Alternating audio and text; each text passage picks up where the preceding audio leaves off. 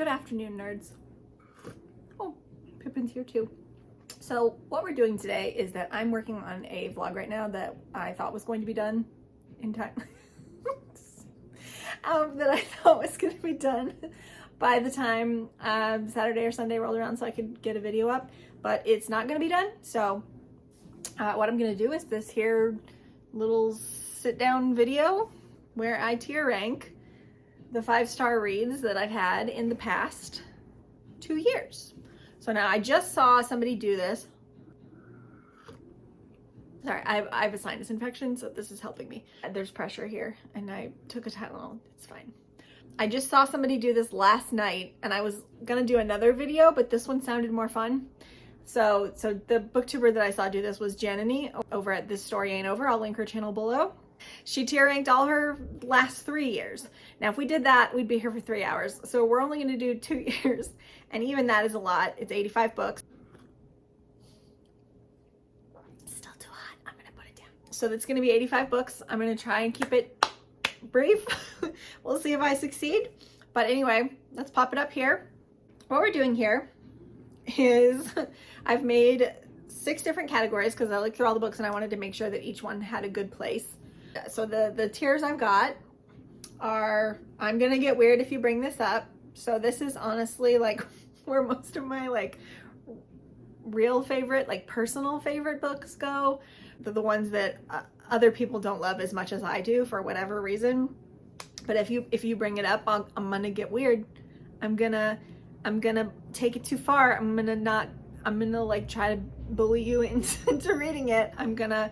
I have to like take a moment and I have to like literally pull myself in and be like, they don't want to hear it, Ashley. They don't want to hear it. So that's what that one is. And then the next one down is Perfect Little Book. Just, it's just perfect. What else can we say? I had to give it 5 stars because it did exactly what it meant to do. Next category down, Here We Are Now, Entertain Us. Just for pure entertainment value, this got 5 stars. And that doesn't have to necessarily be like positive entertainment. It can also be just like intense entertainment, but mostly I think it'll be positive, but we'll see. Next down is This Book Has Things to Say. So in other words, Jananie had a category that was everyone should read this, and I wanted something like that conveyed something a little bit different because I don't think that some of these are must-reads, but they are books that have important things to say. They're like, important books. This is the important book category. Hi, baby. What are you doing? What are you doing? This is new. I don't know what he's doing. You gonna get on the chair? He's gonna climb me. His claws are in my arm. Ow, honey. Ow, come on. Just do your thing. Okay. He's a parrot now, apparently. Next category down, I do not remember giving this 5 stars. There's only one book on here that right now that I know is going to go in here because I literally just filmed in my vlog that I'm working on where I said I didn't give this book 5 stars. And I did. I gave it 5 stars. I don't remember it. And then last one down is 6-star reads, and this is just like all-time favorites. If I could give this book 6 stars, I would. 5 is not enough. So those are my categories. Let's get started. 2 years of 5-star reads. These are the best books that I've read in the last 2 years. S.A. Cosby, All the Sinners Bleed. So this one, it's a toss-up between Here We Are Now, Entertain Us, and This Book Has Things to Say. And ultimately, I think I'm going to put it in This Book Has Things to Say because it's about a lot of tough subjects, and I don't think the overwhelming feeling that I got from reading it was entertainment. Excellent book. Excellent. Just excellent all around. Leanne Moriarty, Apples Never Fall. This is, I do not remember giving this 5 stars, but apparently I really liked it. I had a great time. And then actually I went back and I read my review after I saw this and I was like, oh yeah, this was pretty good, but I don't remember why, like emotionally it's not there anymore, but I trust myself that it's a good book and that I would enjoy it again if I read it. So Assassin's Fate. Now this book, don't even start this series unless you enjoy feeling emotions and having pain. I know every time I talk about this series, but it is really good. Like the character development and like the plots and just the world and like everything about it is great, but it does like suck you in emotionally and it tortures you a little. I'm gonna have to ice it because I just got weird right now. So I'm gonna get weird if we bring it up.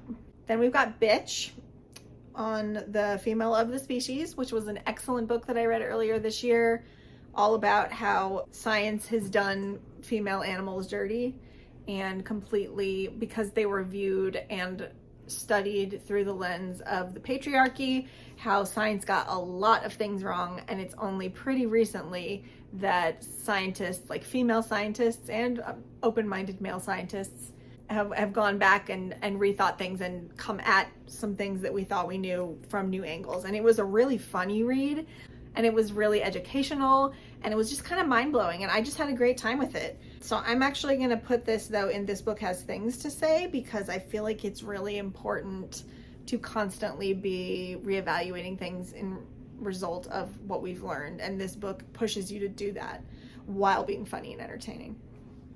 Next up is Black Sheep. I'm gonna say Here We Are Now Entertain Us. I was just fantastically entertained by this book about a woman who leaves her cultish religion, cultish family, and then 7 years later is pulled back because of a wedding, and then she finds out a lot of things she didn't know before she left, and it gets weird. Great book. Okay, The Adventures of Amina Al-Sarafi. Here we go. This is also Here We Are Now Entertain Us. Such a fun book. Just a good old fantasy adventure with a diverse cast of characters, a middle-aged pirate captain who's a woman, a mother, does a lot of new things, fun things with old tropes. It's fun that it takes place in the Middle Ages, in the Middle East. I don't know why that's fun, but it's like, I don't think that's a setting I've ever read from before. Usually you think Middle Ages, you think dirty, smelly white people frittering around in castles, but that's not what we've got here. Okay, Book Lovers by Emily Henry, which is my favorite Emily Henry so far, although funny story coming out in May. Looks like it could overtake, but we'll see. Book Lovers, I'm gonna say Here We Are Now Entertain Us again, and I'm actually gonna put Black Sheep here. I guess the ranking doesn't matter so much since they're all 5 stars, but I'm still gonna do it. Blood Over Bright Haven, this is an indie fantasy, which I need to read more indie fantasy, judging by how much I liked this, because I think a lot of the stuff that this author went for. Hey, you're messing me up. You're messing me up. Can you stop? Hey, what's this biting? Say, I'm mad at you. I'm mad at you. Oh, okay, the claws. What's he doing? What the hell was that? I think he got mad at me and then he bit me. Okay, where was I? Blood Over Bright Haven, indie fantasy. It's dark academia. It's about a woman in the city that's in this magical bubble. It's not a bubble. It's like there's like a barrier, a magical barrier between this city and the outside world, which is cold and full of this dangerous enemy that is like literally eating people alive and ripping them to shreds if they step outside of the borders. And the book actually opens with some refugees from this nearby tribe of people who have always lived in this area but can't anymore because this thing is coming after them, and it features them just racing across a frozen lake, and there's like 40 of them, and by the time they get to the other side there's only 2 left. So the main character is this woman who lives in this city, and she wants to be the first woman magician admitted to this prestigious academy, basically like the equivalent of a doctorate, and she's the first ever woman to pass the rigorous, extremely difficult test. And then while she's having this triumph and experiencing all this like institutionalized patriarchy and sexism, like a janitor as her assistant by these men who don't want her to succeed. So they literally just give her a janitor, but I mean, he's a really smart guy, and of course their own biases do not let them see that they're treating this guy like anyway. I shouldn't be going into this so much. The plot, it's very good.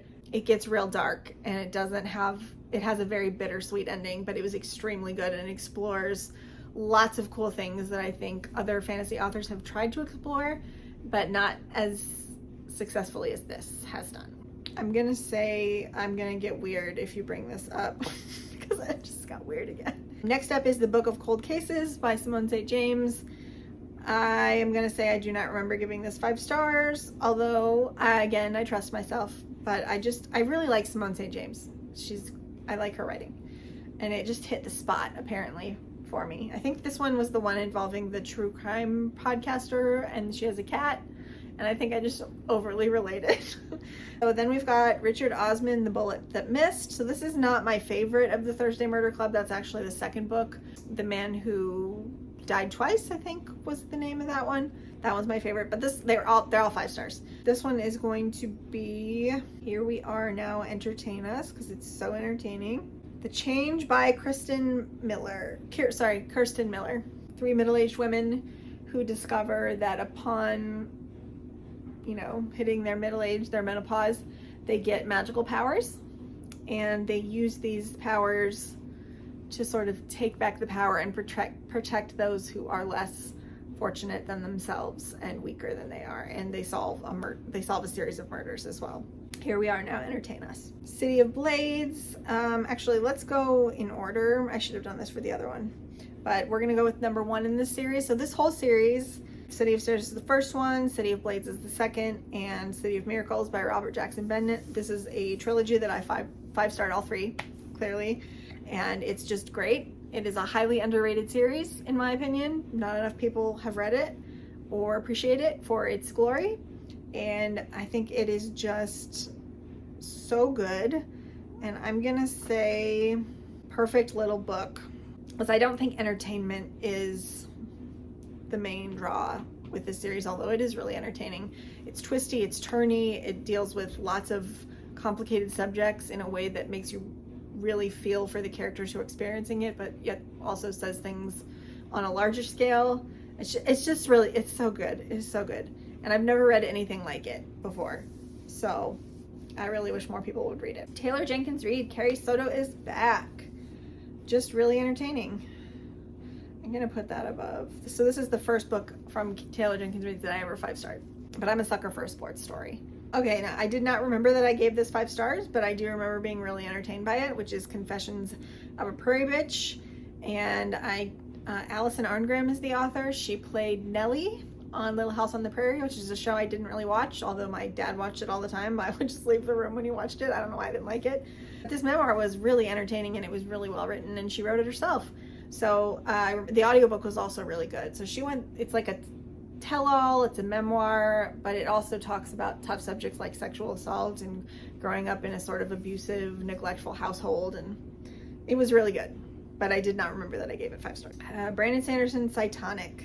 I'm gonna say I'm gonna get weird, because I've seen so many people on BookTube and on Goodreads complain about this book and the second book in the series, because he does a different thing each book in terms of like Spence's emotional character arc journey, and this book was really the like climax of that arc, where she like sort of grows into her own, and she has to do it by herself. She can't do it with her teammates there.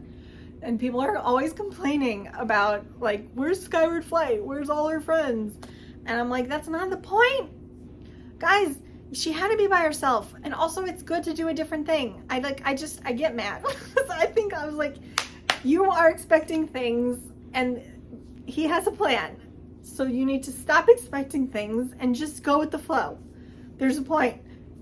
Anyway, I 5-starred this one. I 4-starred the other books. Actually, I thought the second book was 4.5 stars and the first book was 4 stars, because of Spencer. She was so immature in the first book, and now she's like this awesome person, and she's grown so much over the first 3 books of the series. I cannot wait for book 2. 2 weeks. Sorry, book 4 in 2 weeks. And I'm reading it pretty much right away. So, okay, and then we've got The Dark Half. So that, I'm going to say, I'm gonna get weird if you bring it up, because nobody else seems to like that book as much as I like it. Day of Fallen Night by Samantha Shannon. I was just entertained. I was super entertained. But it's a big book, so I feel weird putting it in this category, but it's definitely not little, and I don't get weird about it, and it doesn't really have things to say. and it's not a 6-star read. Devotion of Suspect X. Perfect little book. You're a crime reader? Check out Keigo Higashino. Delilah Green doesn't care. I'm gonna say perfect little book. I just love Delilah so much. But I think it's a perfect romance from beginning to end. No weirdness with the third act. Perfect chemistry between the characters. Unique characters. Love the setting. Love the side characters. Just great. Discord of Gods. I'm gonna get weird because people have weird opinions about this series, and it's a weird series, and then I finished it, so now I'm like, why won't everybody else finish it? Because they don't know what they're missing, and then I get weird. Drunk on All Your Strange New Words. Perfect little book. This one surprised me, so I requested the audio arc from NetGalley just on a whim, and they approved me within like an hour. So I just started listening to it, and I was so captivated. It's a little futuristic sci-fi. It's like that big. It's like 250 pages. I did the audio though, about a translator. She is hired to translate for this alien species that made first contact with Earth several years back. And we're well into that, so we're not dealing with first contact. We're dealing with the world that was created after first contact. And in order to talk with this species of aliens, you have to be able to speak telekinetically or speak mind to mind with the species, and you have to be trained in how to do that, and not everyone can do it. So that's what she does for a living. But talking with these aliens literally makes you drunk, or act like you're drunk. So you also have to be trained to deal with those effects, but that's why the title is Drunk on All Your Strange New Words. But anyway, it's also a mystery because the alien that she translates for is murdered. And so she goes on this journey to try to find out what happened to him and why. And it was just really fun, and I loved it. Ducks. So this one, I'm gonna say, has important things to say. So this is Kate Beaton's graphic memoir about the 2 years that she spent working in the oil fields for the oil companies in Canada to pay off her student loan debt. She's an artist now, and she's a successful artist now, but there was no guarantee of that back when she first did this. And what she experienced over those 2 years was a culture, corporate culture full of men, toxic masculinity, sexual assault, just general cluelessness about how to behave around women, just an unhealthy mental culture of isolation and kind of trauma, even when misogyny isn't involved for these men. So it was a hard read, but it was really good, and I highly recommend it.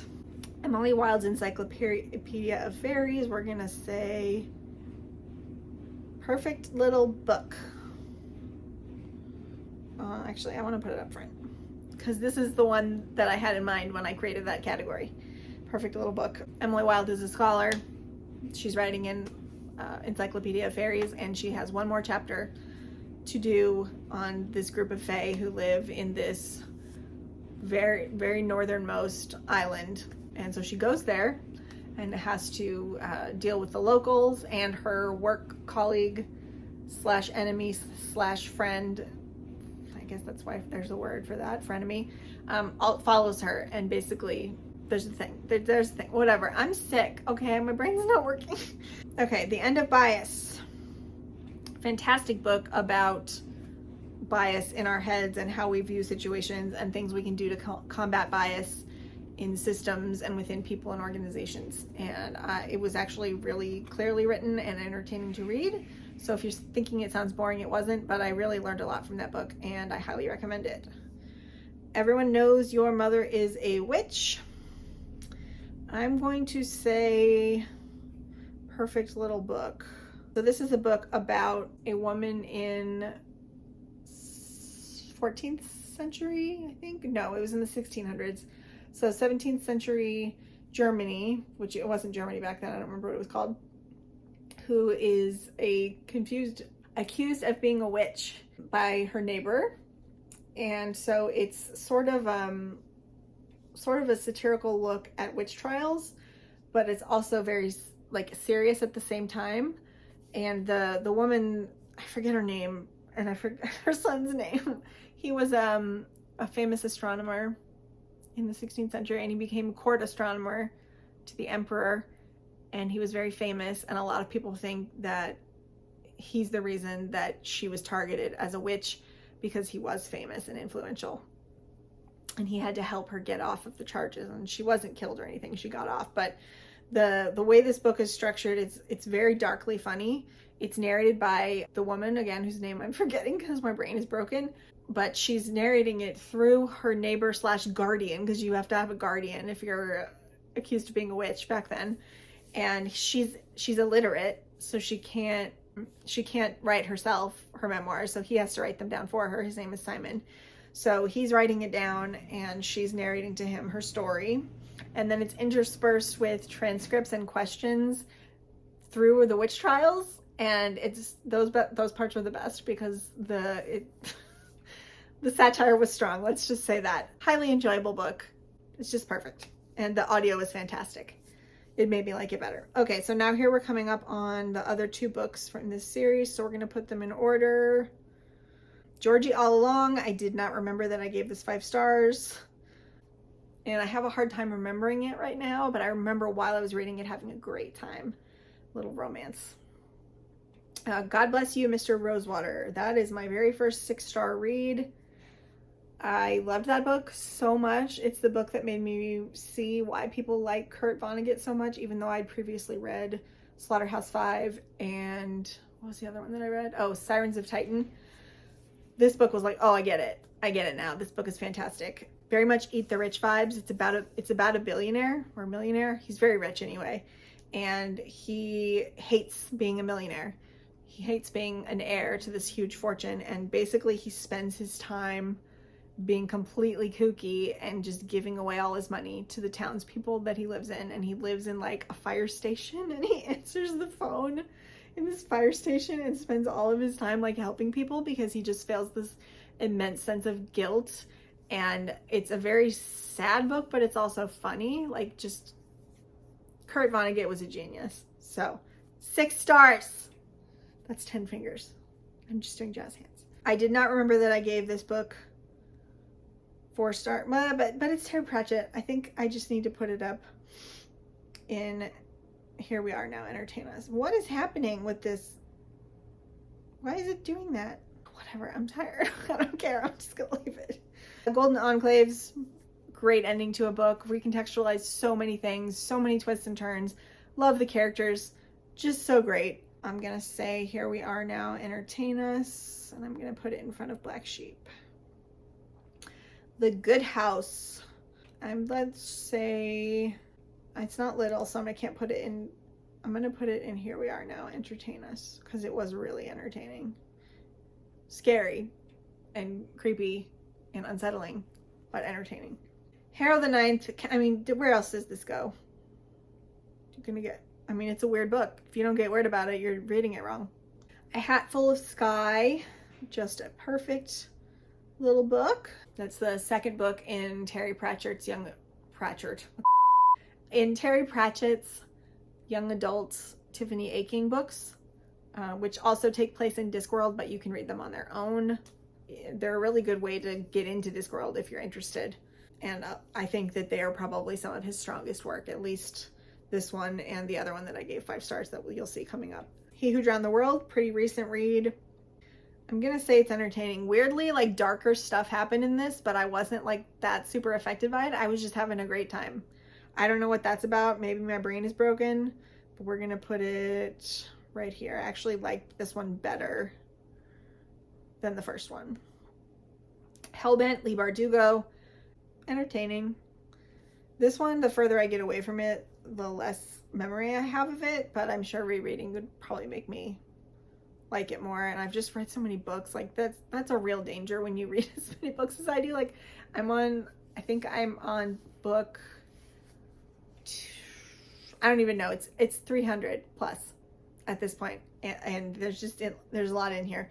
So some stuff is going to fall out, and it looks like some of that has been to do with Hellbent, but I remember loving it. Highly Suspicious and Unfairly Cute, just a perfect little book. Grady Hendrix. entertainment. I'm gonna put it here. Campy horror, siblings, puppets, haunted houses, inherited trauma, good times. Oh, and here's the next book, I Shall Wear Midnight. I actually think I liked this one better than A Hat Full of Sky, so we're gonna put it, no, come on. I'm gonna put it here. Jeanette McCurdy. This book has things to say.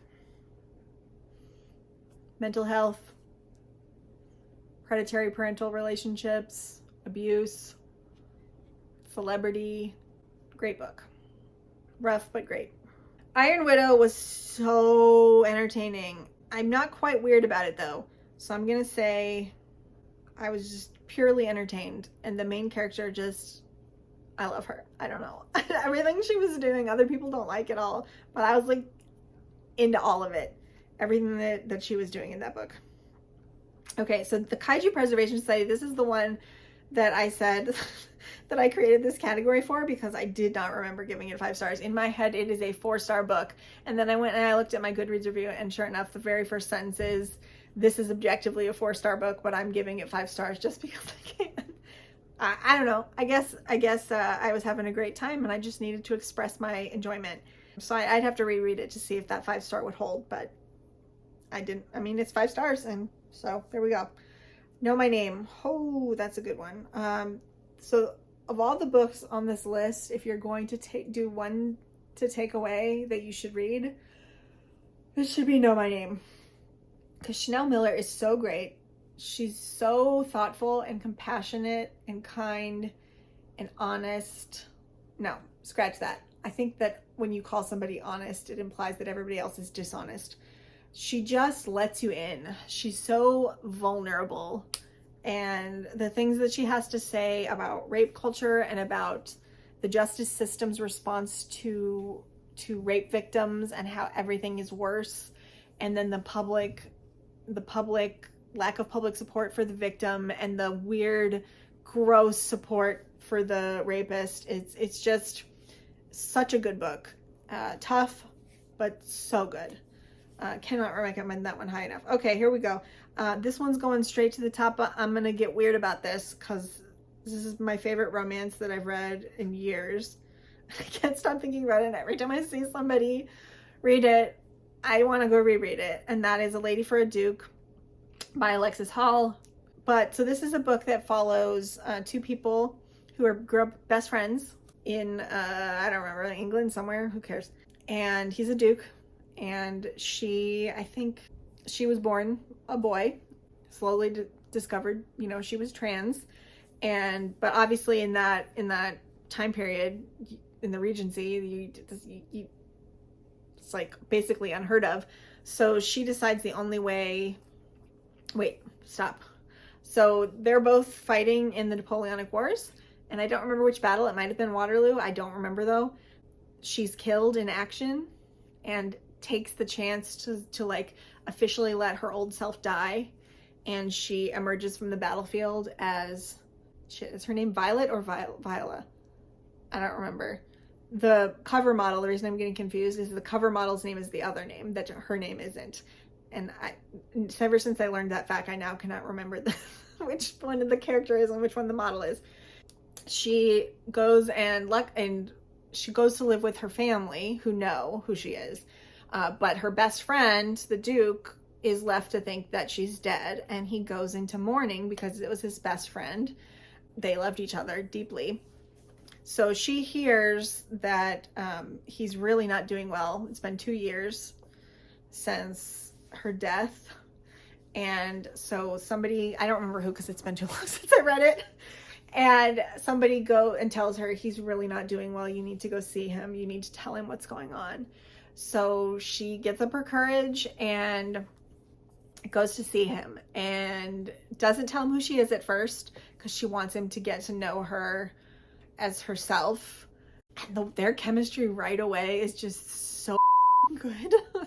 And his emotional state was so sad, but also such a pleasure to read. Like, It's like the epitome of when you torture your characters and then you just get like pure enjoyment out of the torture. I don't know, that sounds so bad, but I feel like you guys know what I'm talking about. Anyway, so eventually she does tell him who she is, and then they fall in love, and it's great, and I loved it so much, and I really need to reread it. Okay, so I can't decide if this should go in 6-star reads or I'm gonna get weird. I think I'm gonna put it in 6-star reads. And that's The Last House on Needless Street by Katrina Ward. It's a psychological horror, thriller, suspense, crime novel that is too weird for me to be able to summarize for you. And also, the enjoyment of the plot largely hinges on starting in one place with the story and just letting it take you to the end point, having no idea where it's going, and being confused along the way, so that the moment of clarity when you get there is all that much more enjoyable. Freaky, but like not over the top horror. It's more like the horrors in your mind, like what's real, what's not real, what's going on, perception stuff. So, but the end message and what happens to the characters and what it means for the story are the reason this gets the 6-star category. Legends and Lattes. Perfect little book. Let's put it here. Shit, there's too many books.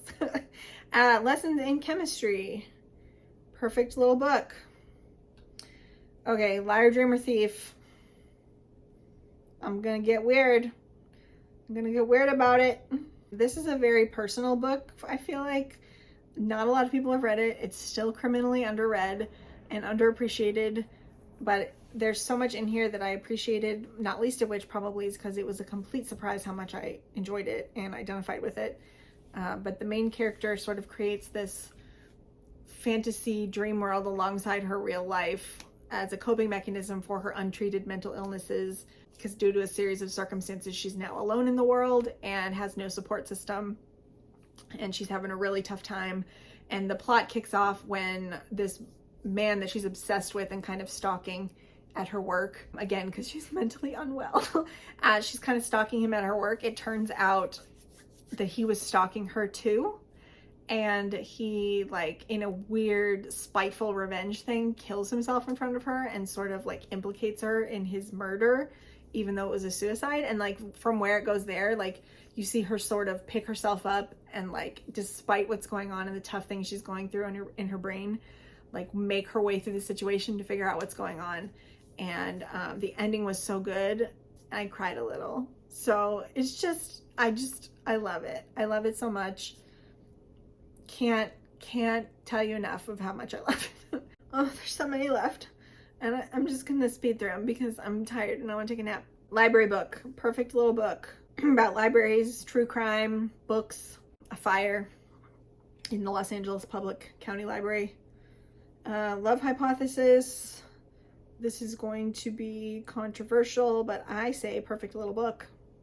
Come at me, Allie Hazelwood weirdos who continue to read her books even though they hate her. Public service announcement for you. You don't have to keep reading those books. You can just stop. You can just go find books that you like. Magician's Daughter. Perfect little book. Excellent, cozy-ish fantasy. Loved it so much earlier this year. Great time. Make You Mine This Christmas. I'm gonna get weird about this one. This was a total surprise last year. I just downloaded this on a whim because the premise of this girl fake dating this guy that they meet at a party for their own benefit because she's going to be alone on Christmas and he's got a thing with his family. She goes home, fake dating him, falls in love with his sister. And this is the premise now that has been published at least twice more. Alison Cochran's version, which I did not like as much. I mean, it was fine. I liked it, but this was better. And then there's a new one coming out this year called The Christmas Swap, which the cover I love. I love this cover, but I'm like, this has been done before, and I've already read the best version of this story, and that is Make You Mine This Christmas. This book is so funny. It is one of the funniest rom-coms in book form that I've ever read. The author's voice is so strong. So they're non-binary and autistic, and the main character is a woman, but she's also, the author has given interviews saying she's on the autism spectrum as well. She just doesn't know it. but you can tell when you read. She's just a funny person, and she's got some quirks that are explained by that. But the main point of the book is that she falls in love with the sister, and it's so funny. A lot of the times these rom-coms like try to be funny, and it's like, okay, well, that was okay, that was fine, just get to the part you're good at, though, author.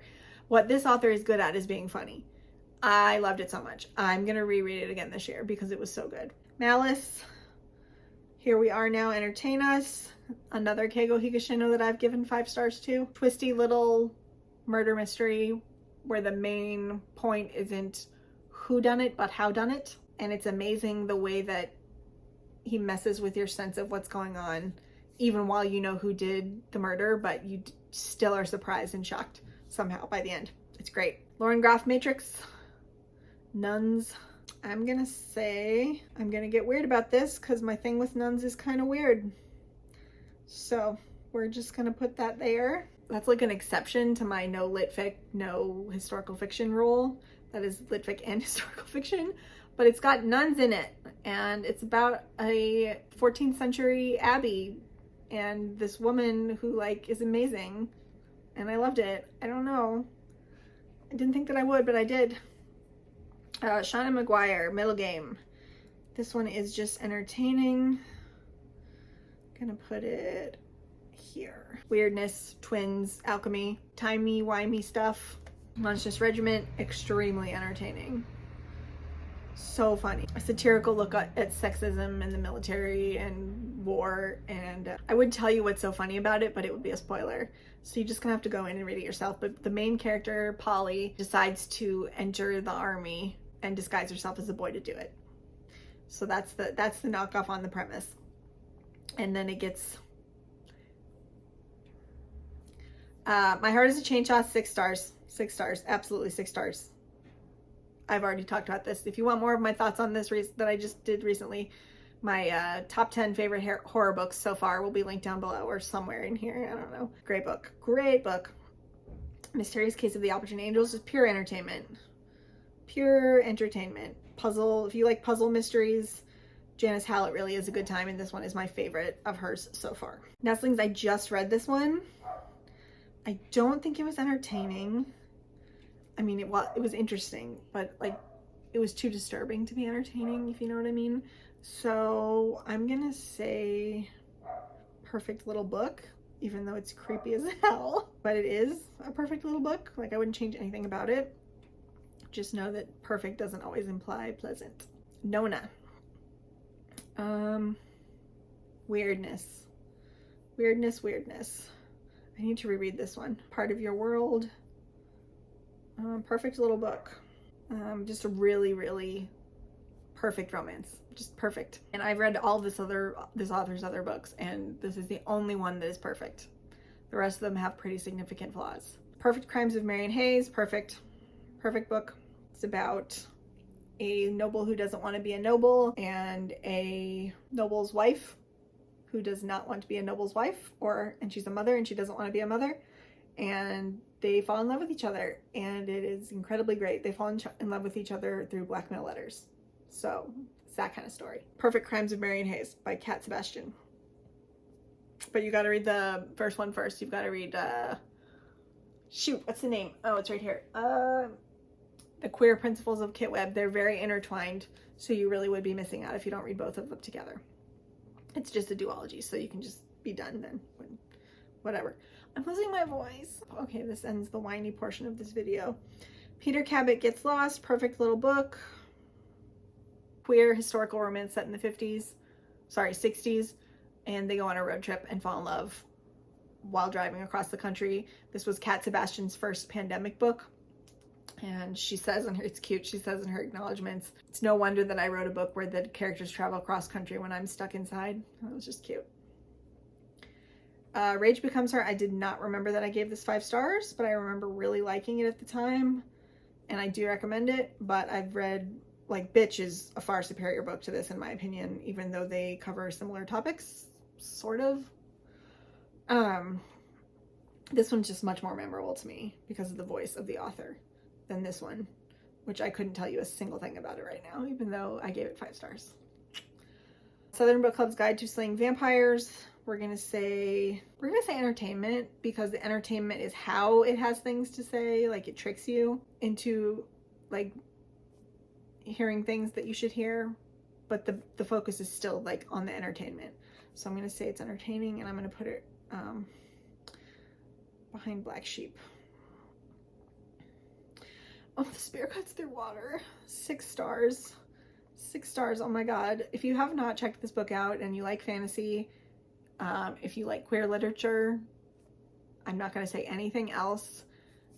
It is a beautiful book, and I think everyone should read it. That's you. Spy Family, just pure entertainment. Strange and Stubborn Endurance. This is one that I get weird about.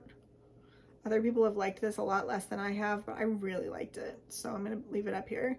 It's a queer arranged marriage. One of the parties is coming from a homophobic, misogynistic country, and the other one lives in a country where those things are normalized and people have a lot more equality, and the way that they have to navigate those things while also solving a murder mystery is great. And I'm really excited that the second book comes out in December. This one I did not remember. Like, I gave 5 stars. I remember enjoying it a lot at the time. That's The Last Hellion by Loretta Chase, who is a really fun historical romance author whose older stuff even still holds up. So if you want to read some older school, non-rapey historical romance, Loretta Chase is your girl. Rosemary's Baby. I'm gonna say entertainment. Sorry guys, I really feel like now, so I'm just gonna zoom through these. Sea of Tranquility, that is a 6-star read. Loved it so much. Again, timey-wimey, but just beautiful, beautiful writing. And that's not something I normally care about, but I love her writing so much. The Shadow Cabinet, I'm gonna get weird about this one. If you bring this series up in front of me, I will proselytize at you until you agree to read it, even if you are lying to me, and then I will follow up with you and to see if you've read it, because I want to talk to people about it. I want a nap. Okay, Robert Jackson Bennett. So this is the middle book in the Foundry Side series. I did not give the last book 5 stars, but I gave books 1 and 2 5 stars.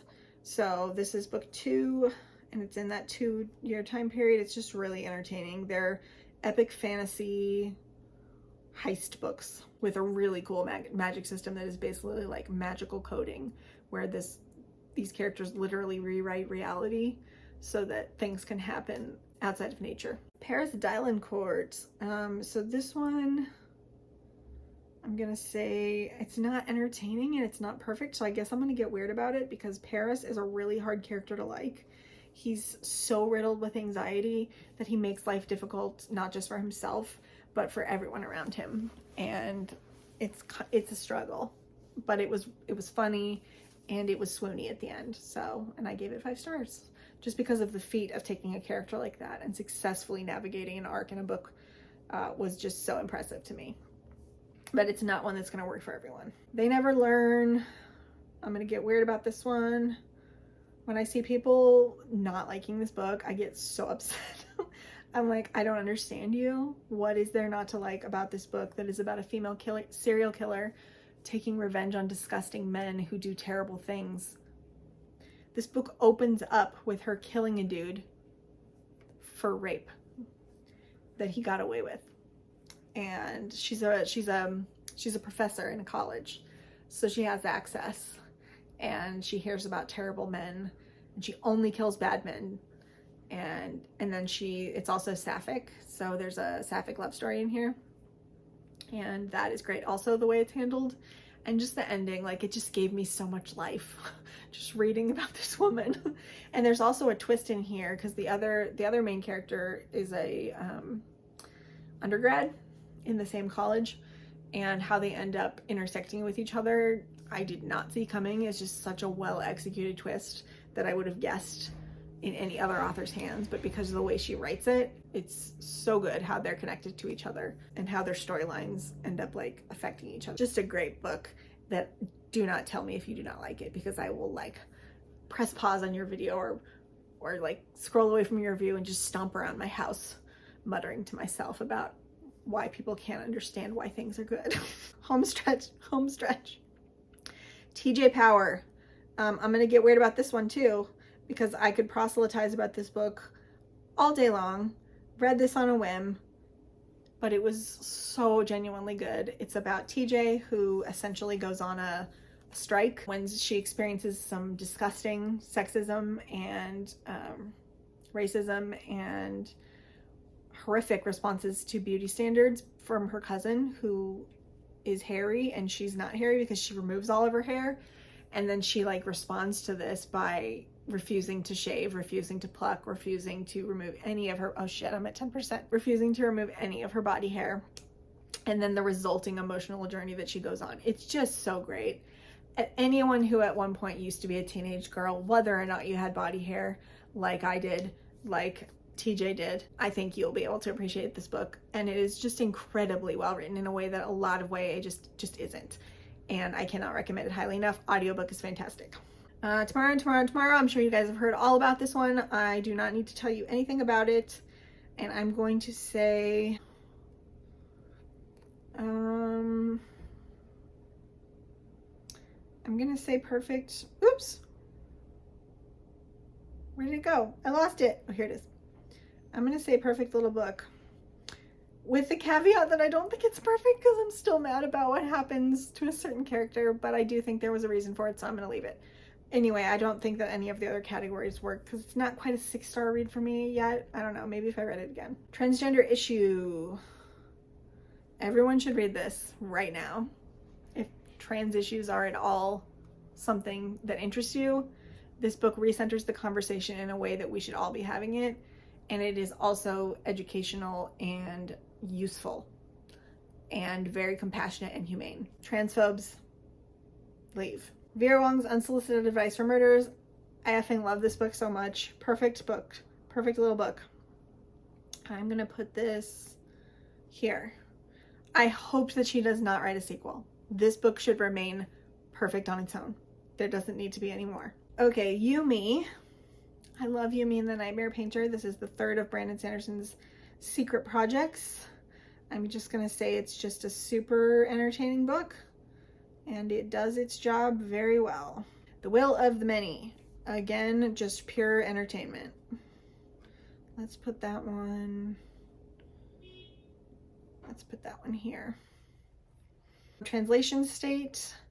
This one's tough. I'm gonna say I'm gonna get weird about it because Ann Leckie is not for everyone, but I love her.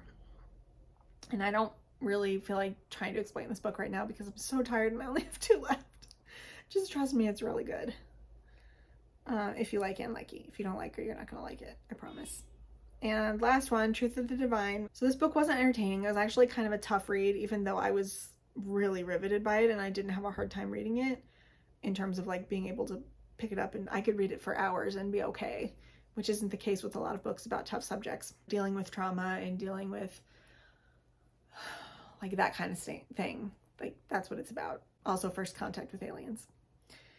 And it just had a lot of resonance with what was going on right now also. So that was uncomfortable, but I still loved it. But I think what I'm going to do is put it in This Book Has Things to Say, because it does.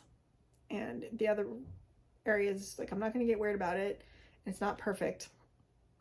And it's not pure entertainment. And I do remember giving it 5 stars. And it's not a 6-star read. So, and it does have things to say. So here we go. That's it.